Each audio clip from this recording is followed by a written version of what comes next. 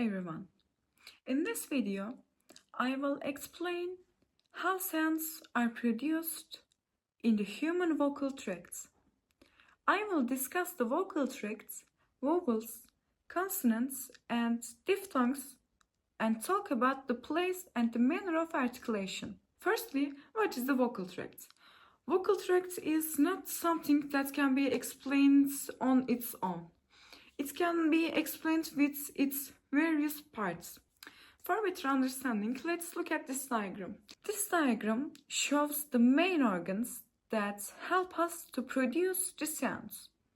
We can see the lips, the teeth, the alveolar ridge, the hard plate, the soft plate or volume, the pharynx, the larynx, and the tongue. First, we can see the alveolar ridge.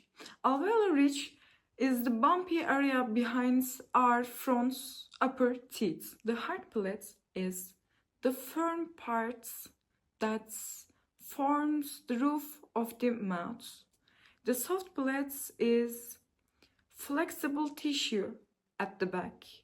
And we have uvula, that small piece of flesh hang at the back of the throat. And the pharynx, where the vocal cords are located. Finally, we have the oral and the nasal cavity. The tongue itself has several parts such as the tip, blade, front, center, and back. These articulators move and interact with each other to shape the sounds we produce while speaking. Speech begins with air coming from the lungs. The air passes through the larynx, where the vocal cords are located. After this, the air passes through the oral cavity or the nasal cavity, where different articulators shape the sounds. By using these different parts, we produce the sounds which divided into two classes, the consonants and the vowels. Now let us begin with the vowels. Vowels are the sounds produced without significant obstruction of airflow. The manner of articulation of vowels involves an open vocal tract, allowing the air flow freely. However, the place of articulation for vowels depends mainly on the position of the tongue in the mouth. For example, front vowels such as E in the word see are produced when the tongue is positioned toward the front of the mouth. Back vowels such as U in the word food are produced with the tongue positioned toward the back of the mouth. Vowels can also differ in tongue height. High vowels like E and U are produced with the tongue raised high in the mouth, while low vowels like A in father are produced with the tongue positioned lower. Next, we can look at consonants. Consonants are produced with some air restriction, and the specific location where the restriction is occur is called the place of articulation. So there are 7 main categories of articulation. The first is bilabial sounds. These sounds are produced by bringing both the upper and the lower lips together, like P and M or B.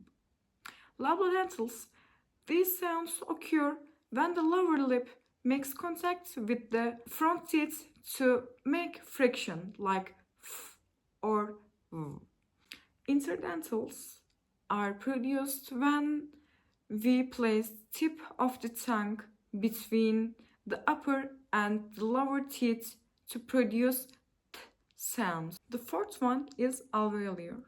We produce these sounds when we place our tongue to the upper teeth, like T and S. The fifth one is palatal.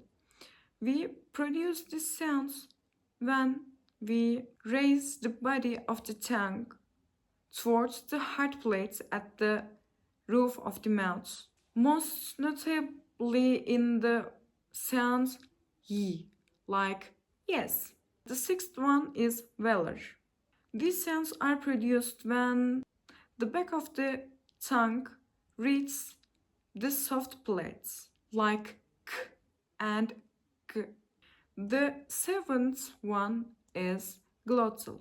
These sounds are generated deep in the throat, such as sound.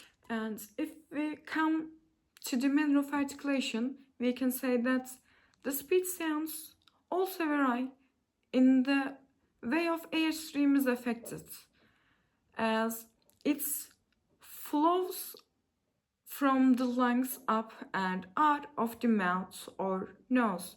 It may be blocked or partially blocked, or the vocal cords may be vibrate or not vibrate.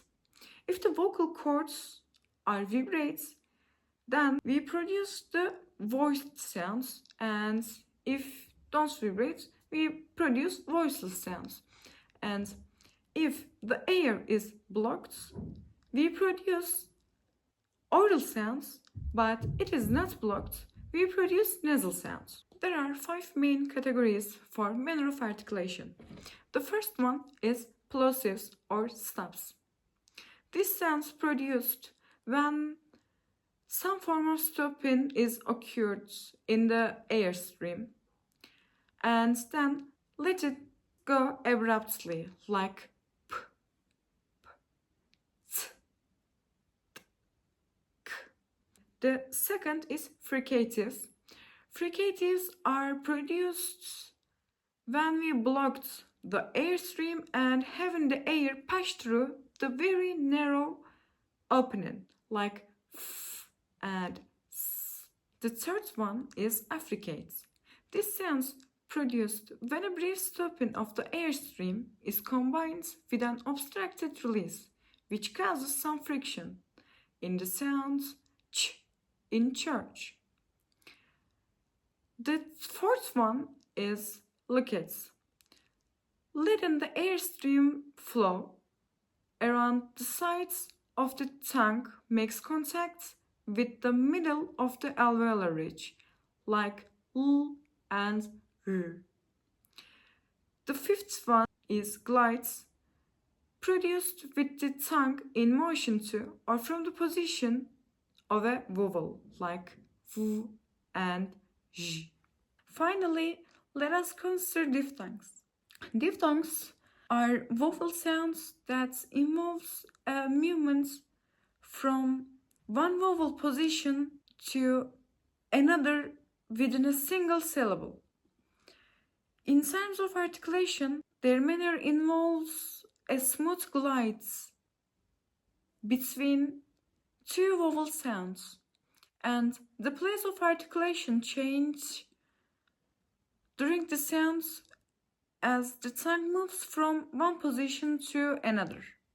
For example, the diphthong I in the word time began with a low vowel position and moves towards a high fronted position. Another example is A in the word day, where the tongue moves from the mid position to a higher front position. In conclusion, speech sounds are produced through the coordinated movements of different articulators in the vocal tract. By examining the place and manner of articulation, we can better understand how vowels and consonants are produced in the spoken language. Thank you for listening.